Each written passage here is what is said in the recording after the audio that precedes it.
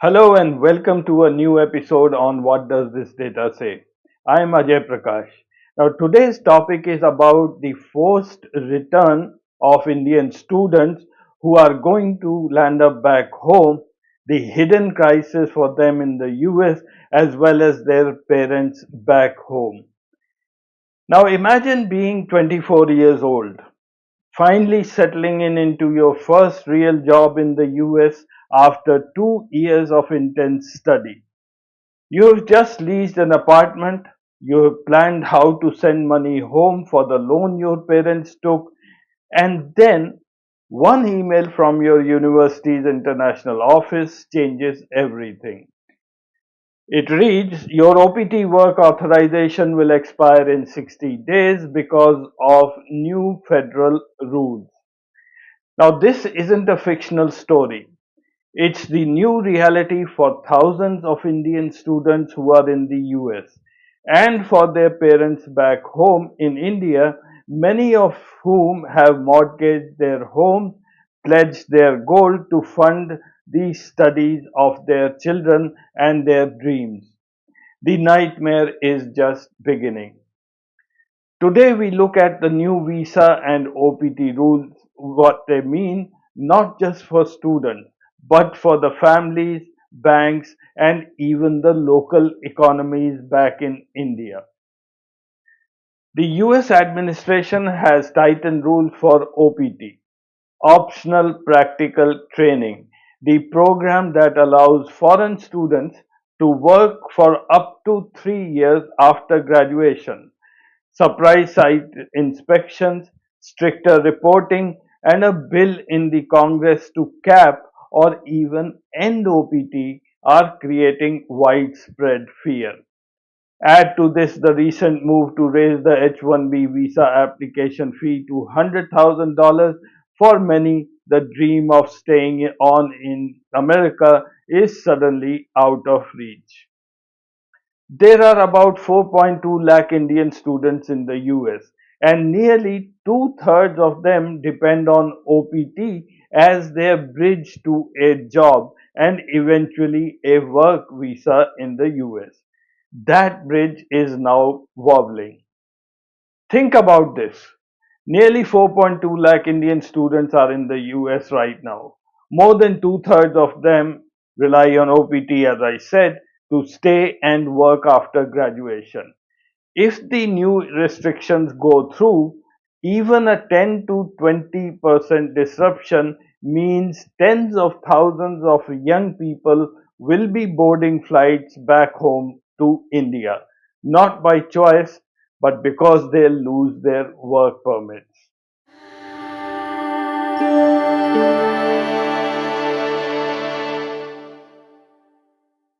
For years, a US degree was seen as a guaranteed ticket to upward mobility.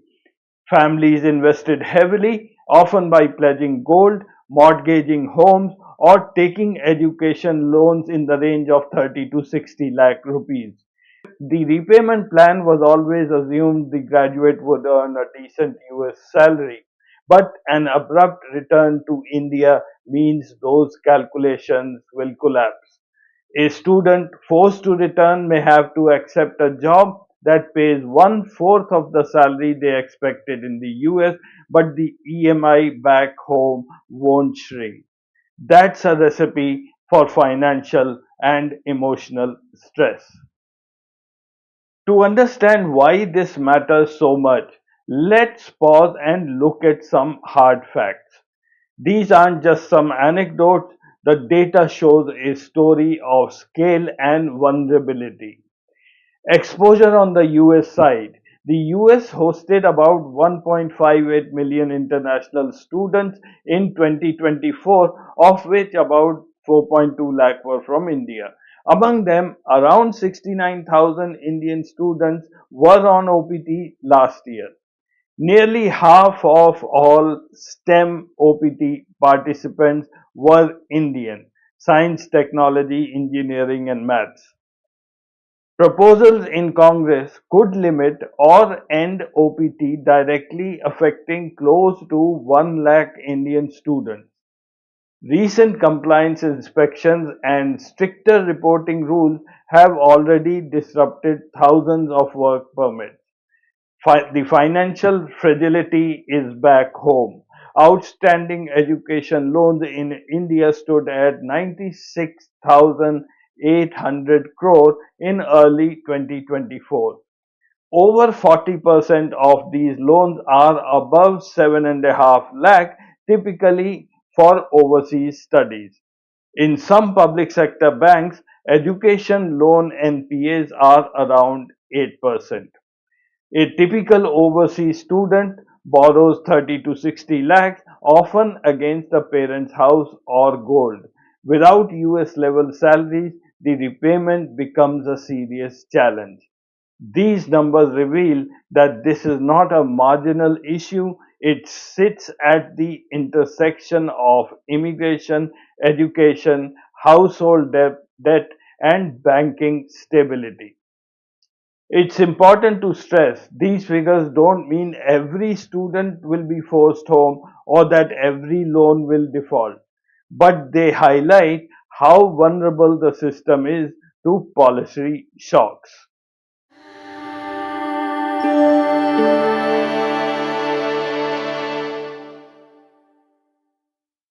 Now, take the case of Priya, a fictional name for a real story. She went to the US for her master's in computer science, funded by a 42 lakh loan and her parents' gold jewelry. She got a job in an AI startup in California. But a compliance inspection found a paperwork gap in her employer's OPT registration and she was told to stop work. Priya is now packing her bags back to return back to Hyderabad, while her father worries about the EMI on their mortgaged home. And Priya's story is not unique. Bankers in India already report around 8% of education loans as stressed or in default. A mass return could push that number higher. If this wave of forced return continues, it's not just a personal crisis. A bigger shock could push many more loans in default, squeeze family savings, and even dent local economies that depended on remittance from these students. Remittances from young professionals abroad often pay for parents' health care, younger siblings' education, even small town construction. If those incomes vanish, the loss will be felt far beyond by individual families.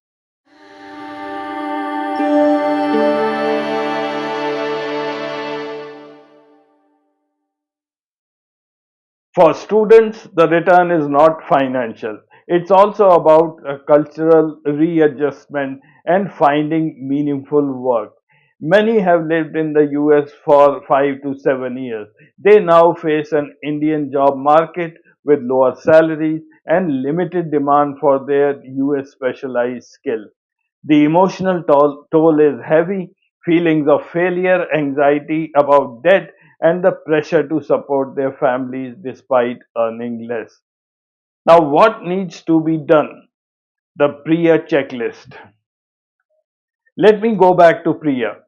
She's in a tiny apartment in California surrounded by suitcases, but while she packs, there's a lot more she needs to do than just book her flight. Here's a practical checklist, one that any student in her situation can follow. Now, what Priya should do? Firstly, secure financial record, pay stubs, taxpayers, job letters, bank statements. Store all these copies online. Start job hunting in India early. Update your CV and put it on LinkedIn or use alumni networks and job platforms. Highlight US project experience. Then look beyond India. Explore Scandinavia, Germany, Canada, Gulf countries, or even Australia for hiring opportunities. Now, here's a list of countries and the policies they follow for job seekers. I came across this list in today's Times of India, the online newspaper Times of India Education. For the list contains countries like Germany, Portugal, Sweden, Canada, Australia, and then New Zealand, Ireland, Estonia, UAE, and the Netherlands. Now, this is a pretty exhaustive list, and I'm sure many of you might be able to take the benefit from this list. Now, this is very important. Go and negotiate with your bank. Contact the loan officer or the branch manager before you leave US. Explain the situation. Request a 12-month moratorium or lower EMIs over a longer term. And finally, stay calm, avoid panic. No hasty asset sales should be done by the families back home. Seek counseling if you are feeling stressed or overstressed. Now, what should a parents do meanwhile? They should engage proactively with the bank. Meet bank managers, as I said, with documents, request restructuring or a moratorium. Avoid informal borrowing. Stick to regulated banks. Don't go and get into getting cheap loans at higher interest rate. Keep communication open. Regular contact with Priya and document all interactions. All the documents should be available online. And now, what should the Indian government do? Though I don't think this voice is going to carry to any Indian government officer, and I think they are not even bothered about this situation. Now, firstly, the government should look at providing financial relief. A special loan restructuring window should be temporarily set up with interest subsidies, some kind of a relief to these students who are coming back. Secondly, a reskill and on a very large scale and placement of returnees, dedicated returnee talent programs with short bridging courses. And third, the diplomatic engagement, which is totally missing. Our diplomats should negotiate a grace periods with the US, create alternate mobility routes with Nordic, EU, and Gulf states. Priya's story is personal, but it carries lessons for thousands. This is not just an individual problem, it needs collective support. This is more than a visa story. It's about dreams interrupted and debts left unpaid. And it's a reminder that immigration policies in one country can ripple through households and economies halfway around the world. If you are a student in this situation or a parent back home in India, you are not alone. Seek help early from your university's international office, from legal aid clinics, from your lender. Because the sooner you prepare for the new reality, the better you will be able to face it. Thank you for watching.